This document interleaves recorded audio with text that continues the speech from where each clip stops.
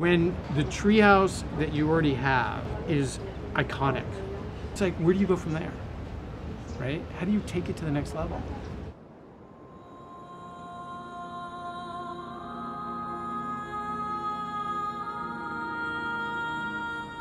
I've been involved with Playa Viva for about 5 years. My wife is a yoga instructor and a masseuse. Everyone goes to yoga.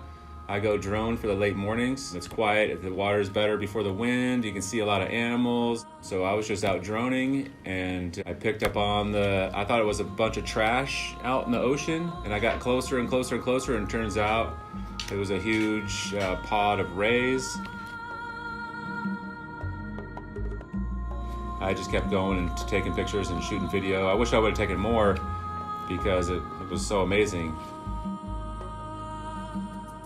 Stephen Shea had taken a video and photographed with his drone of Mobula Ray migration happening right off the coast here.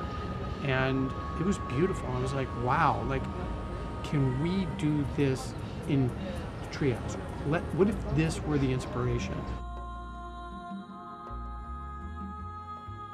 How can we portray that kind of a moment of the manta rays coming back to the ocean and it's just dropping time right there, and then make it a building? So I was it was kind of confusing, and it was pushing my boundaries for sure, my limits, but it was fun. It was literally doodling what we start talking like you and me right now, until he had a visual clear enough to show it to the architects. So I called him up and I shared with him the early drawings Rodolfo had done and the idea of doing these manta rays. And he was like, yeah, we can do this.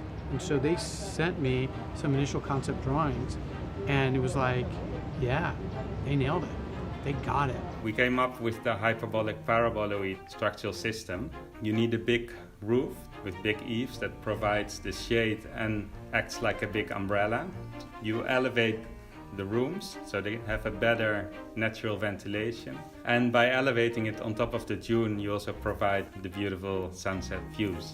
The village in the end is a composition of larger and smaller rays of different levels that refer back to the video of the rays that inspired the project. We also introduced Jörg Stam in the team as the bamboo specialist. Olaf already had built a manta ray with me before in Sri Lanka. So Olaf was the designer, and he asked me if I could help him with the construction and implementation of the project. I just called for help.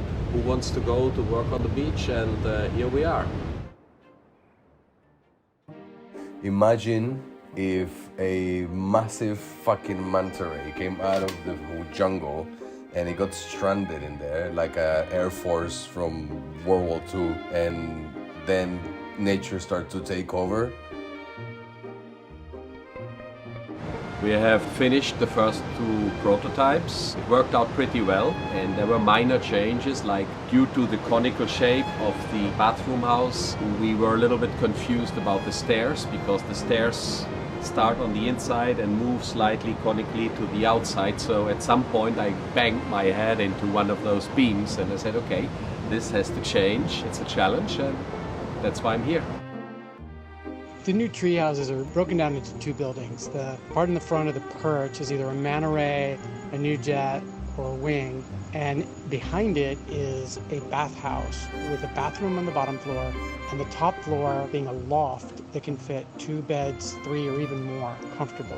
And then staying in there and being able to be in the treehouse and waking up and having the ocean so close to you is amazing. I wish everyone could experience it. This is a design which is inspired by exactly this place. And this is Huluchuca. This is Mexico.